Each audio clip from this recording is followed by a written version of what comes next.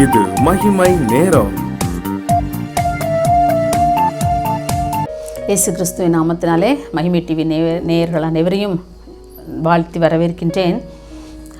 இந்த 6ஆம் நாளின் காலை வேளை காண செய்த என் தேவாதி தேவனுக்கு நன்றி செலுத்துகிறேன். இந்த வாரம் முழுவதுமாக நாம் இயேசுவை நோக்கி கூப்பிட்ட மனிதர்களை பற்றி நாம் தியானித்து கொண்டு வருகின்றோம். இந்த 6ஆம் நாளின் காலை வேளையிலே ஆண்டவரை நோக்கி கூப்பிட்ட ஒரு மனிதன் மோசே. யாத்திரையாகமம் 15ஆம் அதிகாரம் 25ஆம் வசனம், மோசே கர்த்தரை நோக்கி கூப்பிட்டான் என்று சொல்லி வேதத்தில் வாசிக்கின்றோம். மோசே எந்த சூழ்நிலையிலே கர்த்தரை நோக்கி கூப்பிட்டான் என்று சொல்லி நாம் கீழ்வரும் பகுதியில் வாசித்தோம் என்று சொன்னால் நாம் அறிந்து கொள்ள முடியும். பாருங்கள், இஸ்ரவேல் ஜனங்கள் எல்லாம் இந்த சூர் வனாந்திரத்திலே அவளை வழிநடத்தி கொண்டு வரும் பொழுது அவளுக்கு ரொம்ப தாகமாயிற்று. அப்போ பாருங்கள், அந்த பாலைவனமாக காணப்படும் அந்த வனாந்திரமான அந்த இடத்துல அவளுக்கு தண்ணியே கிடைக்கல. 3 நாட்கள் தண்ணி இல்லாமல் ரொம்ப கஷ்டப்பட்டாங்க. பாருங்கள், ரொம்ப வேதனையை அனுபவித்தாங்க. அன்றைக்கு இஸ்ரவேல் ஜனங்கள் எல்லாம் ஆண்டவரால் வழிநடத்தப்பட்ட மக்களாக இருந்தாலும் தண்ணி கிடைக்காம ஒரு கஷ்டமான ஒரு சூழ்நிலையும் அனுபவிக்க வேண்டி வருகிறது இல்லையா? இன்றைக்கி நாமும் கூட அவருடைய பாதையிலே நாம் நடந்து கொண்டே வந்து கொண்டிருந்தாலும் நம்முடைய வாழ்க்கையிலே அநேக கஷ்டங்கள், கண்ணீர்கள், பாடுகள், வேதனைகள் இதெல்லாம் நாம் வந்து கொண்டே தான் இருக்கின்றது. அதற்கு ஊடேது நாம் கடந்து போக வேண்டிய சூழ்நிலை ஆண்டவர் அனுமதித்திருக்கின்றார். கிறிஸ்தவ வாழ்க்கை என்பது ஒரு மலர் படுக்கையான ஒரு வாழ்க்கை அல்ல, அது முள்ளில் மேல் நடக்கிற ஒரு வாழ்க்கை தான். ஆண்டவர் நம்மை முள்ளுகளுக்குள்ளே லீலி புஷ்பமாகத்தான் நம்மை வைத்திருக்கின்றார்.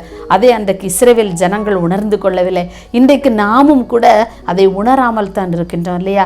நம்ம ஆண்டவர் ஒரு நாள் நான் ரொம்ப கஷ்டத்தில் ஆண்டவர்கிட்ட ரொம்ப அழுதேன். ஒரு பிரச்சனை நிமித்தமாக, என் குடும்பத்தில் ஏற்பட்ட ஒரு பிரச்சனை நிமித்தமாக ரொம்ப ஆண்டவர்கிட்ட அழுதேன். ஆண்டவர் இந்த பிரச்சனை நீங்கி போகணும் என்னை விட்டுன்னு சொல்லி ஆண்டவர் என்னோடு கூட பேசினார். முள்ளுகளுக்குள்ளே லீலி புஷ்பமாக நான் உன்னை வைத்திருக்கிறேன் என்று சொல்லி. அப்போ ஆண்டவர் அறிந்து கொண்ட, ஆண்டவரை இந்த பிரச்சனைகள் நீங்கி போகிறதுக்கு நான் இனி ஜெபம் பண்ண மாட்டேன். இந்த பிரச்சனைகளின் ஊடாக நான் கண்ணீரின் பள்ளத்தாக்கை உருவ நடந்து அதை நான் நீரூற்றாக்கி கொள்ளும்படியாய் எனக்கு நீங்கள் உதவி செய்யுங்கன்னு சொல்லி ஆண்டவரிடத்தில் கேட்க ஆரம்பித்தேன். அருமையானவர்களே, அன்றைக்கு இஸ்ரவேல் ஜனங்கள் கூட அவரால் வழிநடத்தப்பட்ட ஜனங்கள் தான். ஆனால் அந்த வனாந்திரத்தில் நடந்து வரும்பொழுது இப்படிப்பட்ட தண்ணீர் தாகத்தினால் அவங்க கஷ்டப்பட வேண்டிய ஒரு சூழ்நிலையும் அவருக்கு ஏற்பட்டது. அப்போ அவங்கள ஆண்டவர் நோக்கி முறுமுறுத்தாங்கல்ல. நம்முடைய வாழ்க்கையில் நம்ம முறுமுறுக்கிறோம். நமக்கு நிறைய வெளியில் கஷ்டங்கள், பாடுகளும் வரும்பொழுது அந்த இஸ்ரவேல் மக்களைப் போல நாம் முறுமுறுக்கிறவர்களாகத்தான் இருக்கிறோம். ஆனால் மோசே அப்படி முறுமுறுக்கலை. மோசே எந்த காரியங்கள் நம் ஜனங்கள் அவனை நோக்கி முறுமுறுக்கும் போது, அவனுக்கு விரோதமாய் பேசும்போது அவன் கூப்பிடுகிற ஒரே ஒரு நபர் இயேசு கிறிஸ்து மாத்திரமே. ஆண்டவரே நோக்கி கூப்பிடுகிறான். ஒவ்வொரு நேரங்களிலும் மக்கள் அவனுக்கு விரோதமாக எழும்பும்போது அவரையே நோக்கி கூப்பிட்ட ஒரு தெய்வ மகனாக அவன் இருக்கின்றான் இல்லையா? யாத்திரையாகமம் 15ஆம் அதிகாரம் 23ஆம் வசனத்தில் வாசிக்கிறோம். அவங்க மாறா அப்படிங்கிற ஒரு இடத்துக்கு வந்துடுறாங்க. அந்த மாறாவில் உள்ள தண்ணீரை பார்த்தோன்னே அவளுக்கு ரொம்ப சந்தோஷமாயிட்டு, இப்போ நம்ம தாகத்தெல்லாம் அங்கே தீர்த்துக்கலாம் அப்படின்னு நினச்சிட்டு அந்த தண்ணீருக்கு போகிறாங்க. அந்த தண்ணீருக்கு பக்கத்தில் வந்த உடனே அவனுடைய சந்தோஷமெல்லாம் நிலைச்சி நிற்க முடியாமல் போயிடுச்சு. ஏன் அந்த தண்ணீரை குடித்து பார்க்குறாங்க, அது ரொம்ப கசப்பாயிடுச்சு. ரொம்ப அவங்களுக்கு ஆத்திரமாக வந்திருக்கும்ல, ரொம்ப கோவப்பட்டிருப்பாங்க, ரொம்ப மோசையை திட்டியிருப்பாங்க, ஏசப்பாவை கூட திட்டியிருப்பாங்க. ஏன் எகிப்தில் அங்கே எவ்வளோ நல்ல தண்ணி குடிச்சிட்டு இருந்தோமே, எங்களை எல்லாம் வழிநடத்திட்டு வந்துட்டு தண்ணியை காமிச்சிங்க, இப்போ தண்ணியை பார்த்து அந்த தண்ணியெல்லாம் எப்படி இருக்குது, ரொம்ப கசப்பாக இருக்குதே அப்படின்னு சொல்லி ரொம்ப ஆண்டவருக்கு விரோதமாகவும் மோசேக்கு விரோதமாகவும் நிச்சயமாக ரொம்ப நினச்சிருப்பாங்க, முறுமுறுத்திருப்பாங்கல்ல. நம்முடைய வாழ்க்கையில் கூட இப்படித்தான் பிரச்சனைகள் வரும்போது நம்ம அப்படியே நிலை குலைஞ்சி போயிடுறோம். ஆண்டவரை ஏன் எனக்கு இப்படிப்பட்ட பாடுகளை அனுமதித்தீர்ன்னு சொல்லி நாம் முறுமுறுக்க ஆரம்பித்து விடுறோம். அது இஸ்ரவேல் ஜனங்கள் அதைத்தான் செஞ்சாங்கல்ல.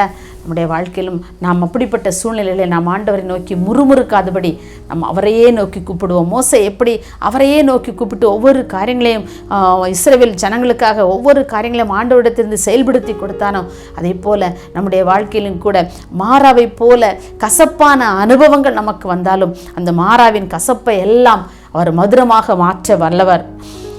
என்று மாறும் எந்தன் துயரம் என்றே மனமும் ஏங்கையில் மாறாவின் கசப்பை மதுரமுமாக்கி, மாறாவின் கசப்பை மதுரமுமாக்கி மகிழ்வித்த மகிபனையே, மகிழ்வித்த மகிபனையே.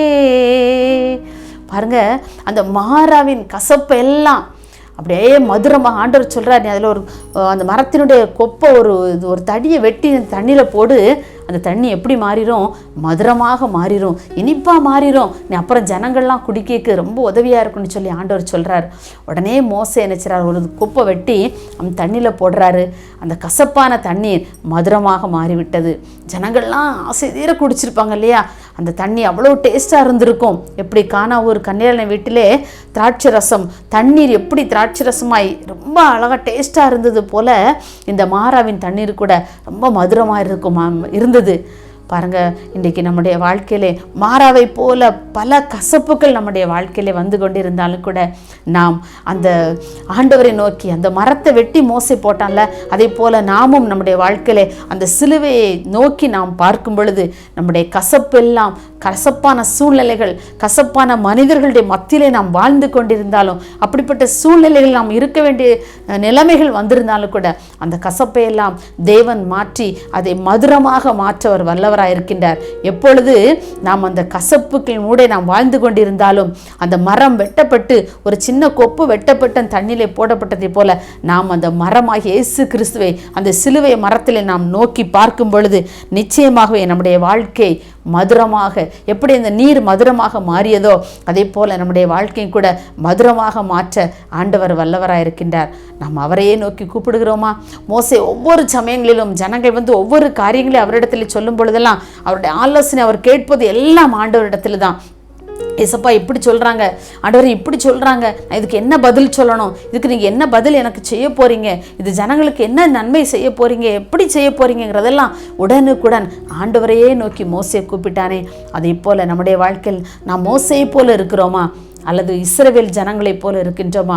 முறுமுறுக்கிறவர்களாக நாம் இராதபடி மோசையை போல அவரையே நோக்கி கூப்பிடுகிற பிள்ளைகளாய் நாம் காணப்படுவோம் என்று சொன்னால் நம்முடைய வாழ்க்கையிலே கசந்த மாறாக்கள் எல்லாம் மதுரமாக நிச்சயமாக மாறும் என்பதிலே எந்த சந்தேகமும் இல்லை. அப்படிப்பட்ட கிருபைகளை தர நாம் ஒரு நிமிடம் ஜெபிப்போமா? மகா இறக்கம் கிருபை நிறைந்த எங்கள் அன்புள்ளே சாமி, இந்த அருமையான இந்த 6ஆம் நாளின் காலை வேளைக்காகவும் நாங்கள் நன்றியோடு துதிக்கிறோம் அப்பா, உம்மை ஸ்தோத்திரிக்கிறோம். ஆண்டவரே, இந்த நாளிலும் கூட அப்பா நாங்கள் எங்களுடைய வாழ்க்கை குறித்து நாங்கள் சிந்திக்கும்படியாக நீர் கற்றுக் கொடுத்த நல்ல பாடத்திற்காக உமக்கு நாங்கள் நன்றி செலுத்துகிறோம். எங்களுடைய வாழ்க்கை ஒருவேளை இதை கேட்டுக்கொண்டிருக்கிற ஒவ்வொருவருடைய வாழ்க்கையிலும் மாறாவை போன்ற கசந்த ஒரு அனுபவத்தோடு வாழ்ந்து கொண்டிருந்தாலும் அந்த கசப்பையெல்லாம் உம்மை நோக்கி கூப்பிடும் பொழுது அதை மதுரமாக ஆண்டவரை மாறச் செய்ய நீர் வல்லவர் என்பதை ஆண்டவரை நாங்கள் கற்றுக்கொள்ளும்படியான கிருபை தந்திருக்கீங்கப்பா. அதற்காக உமக்கு நன்றி செலுத்துகிறோம். எந்த சூழ்நிலையிலும் நாங்கள் மோசையை போல உம்மையே நோக்கி கூப்பிடுகிறவர்களாக காணப்பட எங்களுக்கு உதவி செய்யுங்க ஆண்டவரே. இஸ்ரவேல் மக்களைப் போல முறுமுறுக்கிற பிள்ளைகளாக நாங்கள் காணப்படாதபடி ஆண்டவரே, எங்களுடைய வாழ்க்கையை ஆண்டவரே எந்த கசப்பையும் நாங்கள் அனுபவித்து ஆண்டவரே உம்மை விட்டு நாங்கள் பின்வாங்கி போய்விடாதபடி எங்களுடைய வாழ்க்கையை முழுவதும் ஆண்டவரே மதுரமாய் மாற உம்மையே நோக்கி கூப்பிட, எங்களுடைய வாழ்க்கையிலே உம்மையே கொண்டு வாழ எங்களுக்கு நீங்கள் கிருபை தரும்படியாக ஜெபிக்கிறோம். அப்படி உம்மை நோக்கி வேண்டி நிற்கின்ற ஒவ்வொரு பிள்ளைகளையும் கர்த்தனீர் அப்படியே ஆசீர்வதிக்கிறதற்காக உமக்கு நாங்கள் நன்றி செலுத்துகிறோம் ஐயா. அப்படி நீங்கள் செய்ய போகிறதற்காக உமக்கு நன்றி. எல்லா துதி கன மகிமை உமக்கு செலுத்துகிறோம். இயேசுவின் நாமத்தில் பிதாவே, ஆமேன்.